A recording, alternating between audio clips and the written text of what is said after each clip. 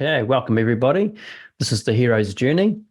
If you're struggling with time management, procrastination, and really just finding that you start some things and don't finish them, or have a little bit of chaos in your world at the moment in terms of just managing your time effectively in personal life, business life, whatever it might be, then this is the episode for you.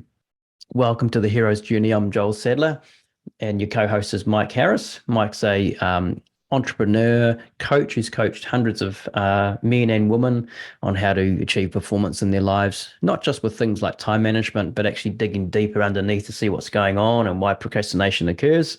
So we're going to dive into that a bit today. I'm Joel Sadler, entrepreneur, specialize in digital marketing, helped multiple business owners grow their businesses to achieve their ultimately their goals.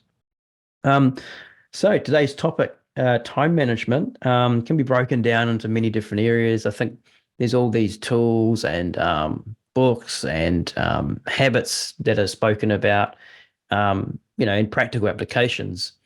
But often, I know for a fact for myself, I've at times read those and applied them, but then find myself falling back into old patterns, procrastination and avoiding certain tasks and all that sort of stuff. And I think that's where coming at it from a slightly different angle. I mean, we'll share, and I think it's important to share some things that have worked for us for time management because people can test them if they haven't used them before.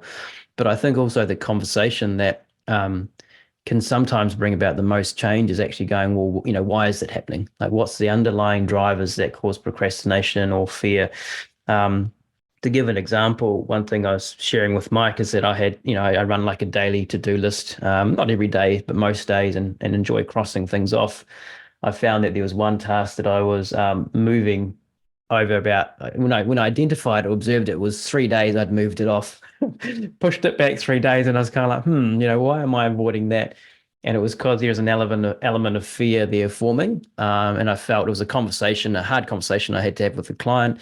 And I felt that there was potentially some loss for me, or an outcome that might have an unfavorable outcome that might have come out of that conversation. And so I was pushing it back as far as I could, the fear of conflict or fear of loss, probably fear of engulfment, you'd probably say, Mike. So there's a classic case that played out for me. Mike, obviously you're working with many different people at this stage and would probably seen this stuff come up all the time. What would be some of the main factors that you see that people, where they avoid doing something or procrastinate or any other kind of these behaviors? Yeah, so it's an interesting topic, this one. And I actually just had this at the gym with someone yesterday. They said, "Oh, just got to try and make the time to get here. Just got to try and make the time." And I said, "Well, it's not really the time because we all have the same amount of time in the day. It's more your energy management and your priorities." Because we naturally will fulfill and have energy and give energy into and invest ourselves into the areas that we value and we feel are important to us. Mm. And we will naturally procrastinate on, move away from, or deflect the areas that are not. And so if you find, for example, there's one particular thing that you keep writing down to do, or a task that's like a continual task, but you don't keep doing that task, it would be pretty safe to say that either consciously or subconsciously, it's not important, it's not a priority. If it is a priority, like say, for example, it is, but as you said, for your one, like there was going to be perceived conflict, or there was going to be some drawbacks to doing that, or there's a belief attached to that particular task, like I'm not good at that, and it's going to make you feel a certain way, then we will find excuses and ways to avoid it as well in order to stay feeling safe. And that's a natural human response too. So it can be a few different things. Just to recap that, one is it's not truly a priority or value to you. Like you don't actually really want to. You don't perceive it's going to give you greater gain over loss by doing it. And two is that you perceive by doing it, you're going to have a lack of safety. It's going to cause some sort of danger, real or not real, but if it's perceived, and or it's a belief that's attached to that particular thing that you then is disempowering or not encouraging to do it. So those are kind of the areas that I'd say would like cover this kind of decision-making process. Yeah, that makes a lot of sense. I mean, let's talk about the classic case, the gym and exercise and working out and all that sort of thing. So many guys, and I put my hand up there and say, I mean, it was interesting. We were on a call. By the way, Mike set up a new group called the Brotherhood, and accepting members from all around the world. Obviously, there's certain type of people that Mike wants to attract to that group. But we were on the call yesterday, and it was discussed around um,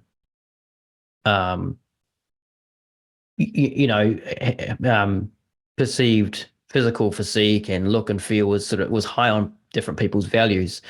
And for me, it's not necessarily it's important, but it's not the top of mine at all. For Mm, me, my values at the moment are around about my family, making money, which links back to looking after them, um, trading and investing and other things that I do.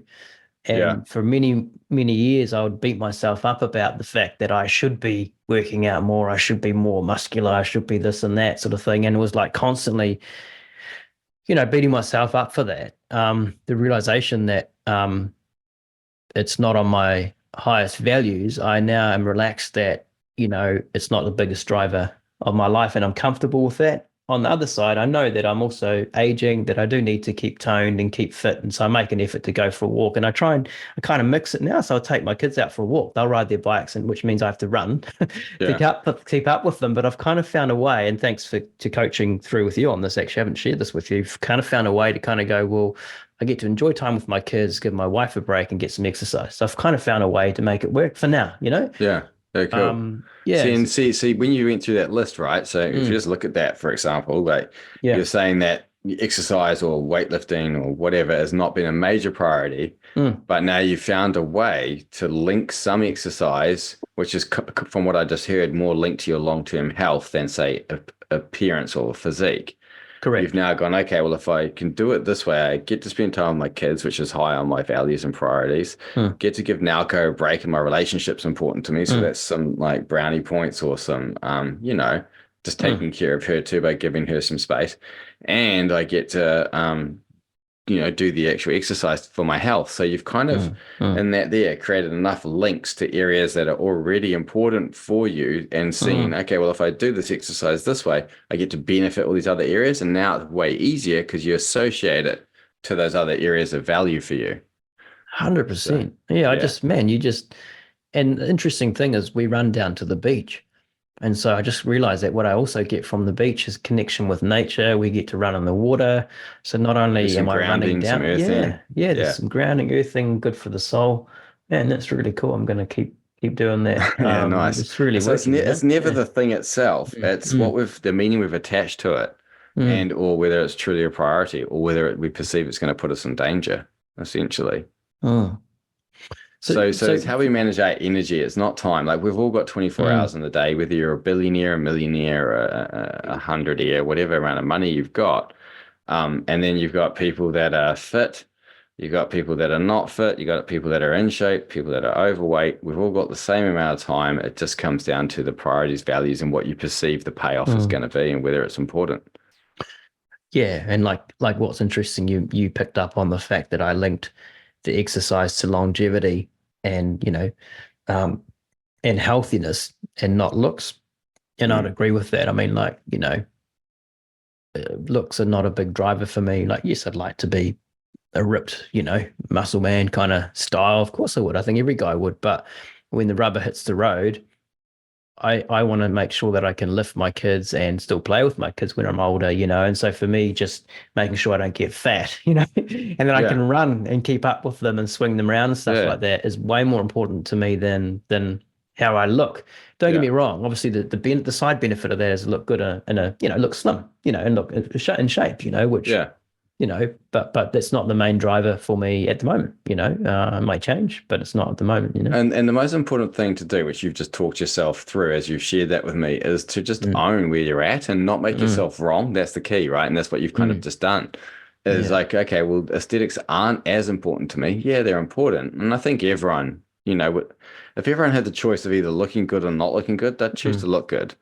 Are they then willing to do what's required and lean into that to get that outcome? maybe to a certain degree, or maybe not, and that's okay. But it's, for me, for example, with if we're using exercise as a example, Mm, aesthetics are really important to me. Always mm, has been around the physical realm, and I can own that. But it's not just looking good, it's staying strong and keeping my body healthy and functional for long term as well. mm, And also for a stress release, mentally, that when I get to work my vessel out, my meat suit that we experience this life in, mm, it also helps to ground you and get you back into your body, and just to feel good that you've actually done something physically that which you have to look after, because mm, use it or lose it. It applies to every aspect of our lives, whether it be something intellectual or like a sporting skill or going to the gym and our muscles or whatever. If we don't use it, we mm, lose it. The body atrophies and cannibalizes itself to become more streamlined. So it's mm, like, okay, well, how do you want to show up in the world, and how do you want to function? So, mm. I like that. I like that. Yeah, it's yeah, yeah. use it or lose it. Yeah. Yeah, So so that old cliche is it's so true. Like the brain, they found even the brain will cannibalize neural pathways that are no longer used because it's mm, trying to be as efficient as possible. So again, when you look at different neural pathways or patterns that you've done over and over that then become habits and kind of create muscle memory, the more you do those things, the stronger it is. The less you do it, then the body starts to break it down and go, okay, well, this is no longer necessary. It's no longer mm, needed. We become more efficient. mm, So this mm, applies to every area of our lives. interesting. Yeah. Yeah. So that's I suppose moving on from point one, which is, values hierarchy and priorities. And I suppose the takeaway from that is there are often ways to, as you mentioned, you know, doing two or three things. So, for example, just one with the kids, so they're my high priority. So, I've found a way to link the exercise in there. So, the takeaway from point number one is that if you're honest, as you said, about your values, where they lie, observe them, accept it, that's just the way it is for Hmm. now. But then that creates a space, I suppose, for kind of finding a way, instead of beating up mode, to then finding a way and going, well, actually, how can I fit in a bit of exercise or whatever it might be, into something with the kids or, whatever's high Yeah. on other person's values. Yeah. And so, because I Mm, know the kids for you, for example, are mm, really high on your values, on your mm, priorities, it's like, okay, well, you could even say, how can I exercise with my kids and also be a good example and demonstrate to them the importance of mm, keeping fit and exercising? And so now you've added another mm, layer and going, oh, yeah, by me showing up this way, I'm actually instilling these patterns and behaviors in my kids while they're in the imprint phase and they're so young, and helping them to create this subconscious understanding, belief that exercise is good. that's interesting. Yeah, that And then adds you're leaving another a legacy dynamic. for, yeah, you're leaving a legacy for Mm, them, one of empowerment, so they can empower themselves and stay fit and healthy. mm, interesting. Really interesting. So moving on to point two then, which is procrastination and shuffling things around. Obviously the example I shared was not really, I don't think, well, it was probably linked to values, but more so avoidance of, as you mentioned, a fear or whatever it was. I was pushing that activity back because I was, Is this the client? Is this the client one you're talking yeah, about? avoiding having that conversation, which I observed and had it after realizing I was shuffling around, where a few years ago I probably may have just sort of swept it under the carpet and, you know. Yeah. Um, so tell us a little bit about that. I think there's two sort of key themes you often talk about, and I think that's really relevant for people. Yeah. So you're talking about like a fear of doing something, or Yeah, well, an like I think avoidance you, of, you talk about like fear of engulfment or fear of yeah, what's the other one? Sorry, engulfment and abandonment. yeah, So yeah, yeah. we'll break those down and look at it Mm, in this example, because mm, it's a good point, as you say. If we look at every human being, we have duality inside us. We have polarity. We have the yin, the yang, the dark, the light, and we have two parts of us that go back, and they're in the primal mind, the animal mind, mm, which is the concern of being eaten by a predator. So, and you could say that's fear of engulfment, the fear of being consumed. And so that fear breaks down as essentially gaining something that you don't want to gain. or being consumed by something you don't want to be consumed. And that could look like in the business sense that if you do something where you want to expand the business and there's a goal you want to hit, there's a little bit of fear or trepidation that comes up that may not even be conscious, it might be subconscious, and say, oh shit, if you achieve this, then you're going to have less time. It's going to take more of your time, or it's going to add more stress. And it means that you're going to take time away from your exercise or whatever else it is. And so these things may not even be conscious, but they're very real things that come up in your nervous system when you think about leveling up or doing that task or achieving that goal. And then just the same on the other side, there's the part that's afraid of abandonment. And that there, from an animal mind point of view, comes down to losing prey, the fear of losing prey, losing your food, and therefore starving to death, or fear of being kicked out of the tribe and again, not surviving. And so that also comes up when you think about leveling up sometimes too. Like if I do level up, what am I going to lose? Am I going to be judged by my friend group? Am I going to have a family member judge me and lose that connection? Or again, am I going to lose time on something else? And so these fears of engulfment and abandonment kind of come up, this duality. And if you perceive on a subconscious level that staying away from that particular task you're procrastinating on is going to give you greater gain by not doing it than gain by doing it, then you just won't do it. But the thing is, you're often not conscious of those subconscious motives. Yeah. And so then you're like, oh, why am I doing this? Why am I not doing this? Well, you haven't kind of looked at the blind spots yet and figured out what the motives are of not doing it and what the upsides of not doing it are, that you haven't acknowledged that are your shadow now, which means that you can't see them, but they're running the show and they're dictating what you're doing or not doing. Wow, big time.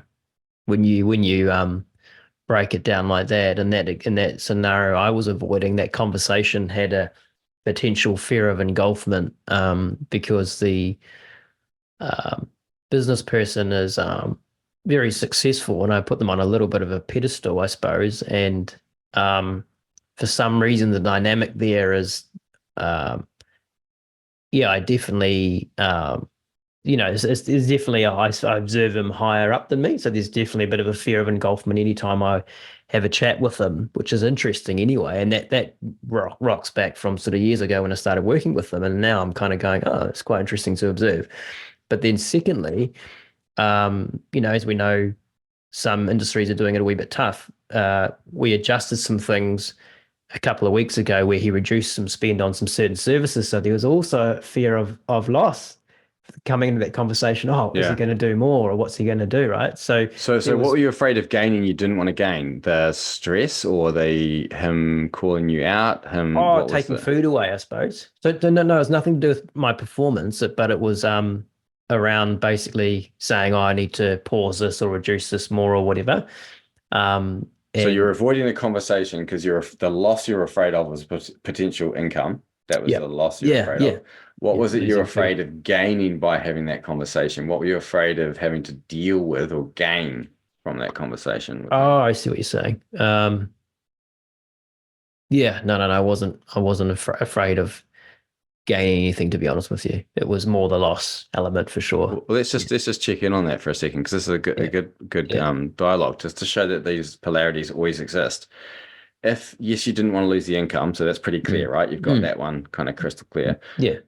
If you go back and just kind of before you had this conversation with him, what were some of the thoughts or the beliefs running in your mind that you thought might happen or unfold or occur if you were to have that chat? So not the loss of the income, but is he kind of a dominating guy? Does he end up just talk me through what you would have been lumped with that you were trying to avoid?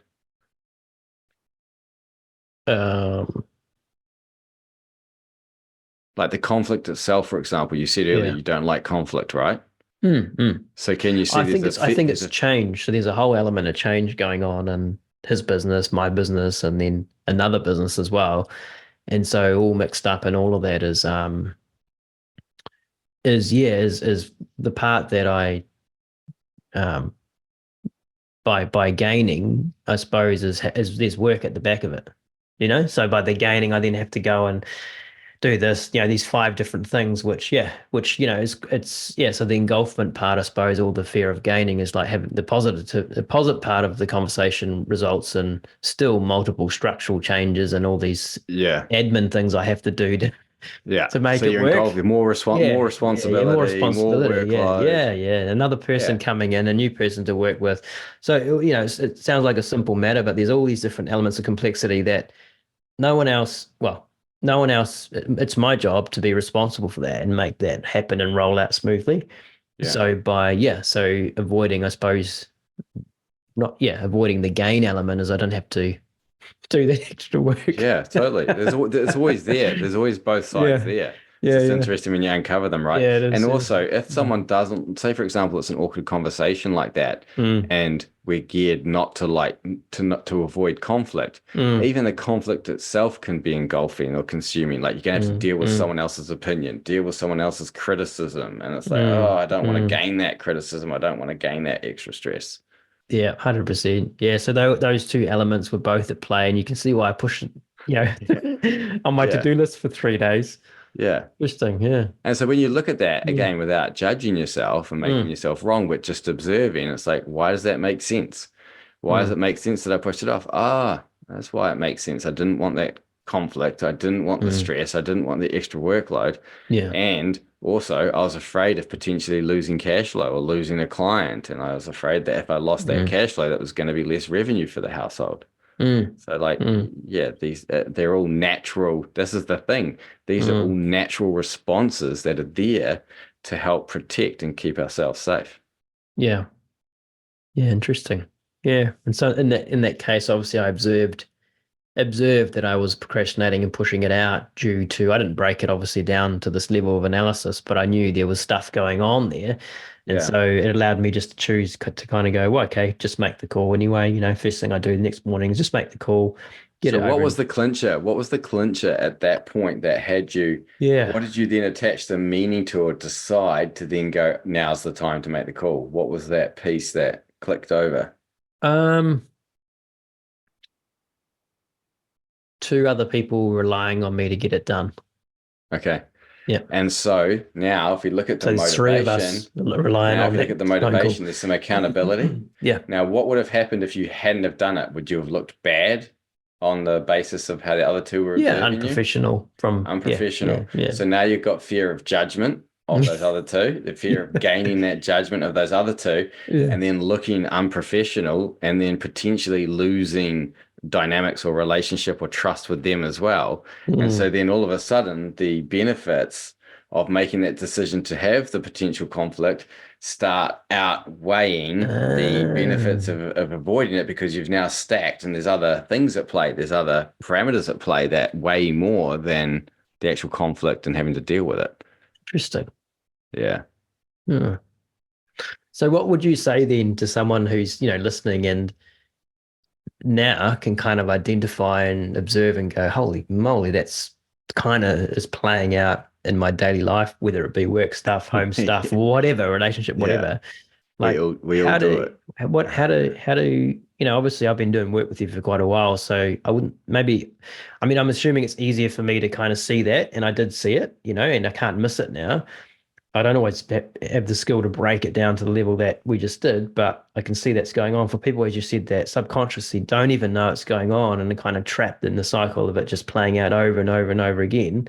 Yeah. What would you say to someone that's kind of just now realizing, oh my God, that's sort of playing out for me? So if you find yourself staying in the same loop, meaning Mm, like you're in the same like circuit going round and around and keep doing the same thing and mm, wondering why you can't change it or you keep setting this task and you're not doing it, it would be first to have the awareness that, okay, there's some motive. What is it that I'm gaining? Is a great question. What am I gaining or what am I benefiting by not doing this task? mm, And then when you get really honest with yourself and uncover that other motive, now you understand what you're dealing with. You've got all the cards on the table, but until you can uncover both sides, like the concerns both ways, the concerns for doing it and the concerns and the payoffs for not doing it, then you're not playing with all the information. And so then that's why you get frustrated and stuck because you haven't uncovered the subconscious motive.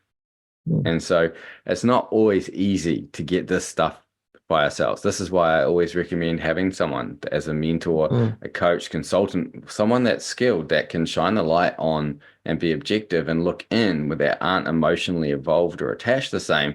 Because even for me, like I've got my own blind spots and I've got my own things like that that I need someone else to help shine the light on for me. Mm. So just because you can become skilled in that area, and my self-analysis is pretty damn good, but blind spots are blind spots, and they're called blind spots for a reason because they're blind to you. Mm. I really recommend people have someone in their corner, particularly if you're in business or particularly if you're committed to your growth and evolution. If you're committed to your growth and evolution, you want to keep growing, then why not invest in yourself and have someone that knows how to unlock those pieces, help you and assist you on that journey? Mm. You know, we do it in all other areas of our lives, whether it's looking after our car, we give it a warrant of fitness and a service, and we do this and we do that. So it's like we ought to, if you value it, be doing it for us and our growth too. Mm. Yeah, 100%. And I can testify to that for sure.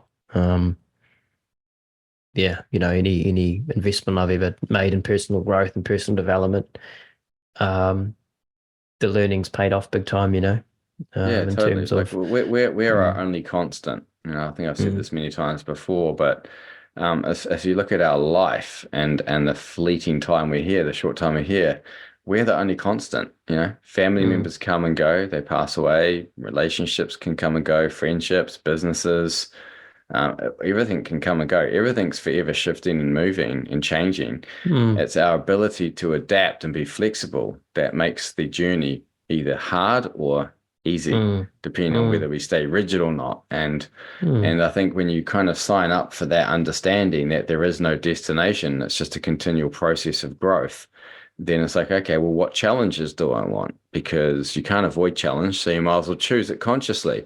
You can mm, keep dealing with the same challenges and go round and round in that same loop, like I spoke about before, or you can mm, choose to break through those particular illusions and loops and challenges and evolve to the next one. Either which way, mm, there's going to be other illusions and other blind spots, just mm, probably more inspiring ones. mm. Oh, definitely. Definitely. Awesome. Oh, it's been a good conversation, Mike. Do you have any final thoughts um, to wrap up?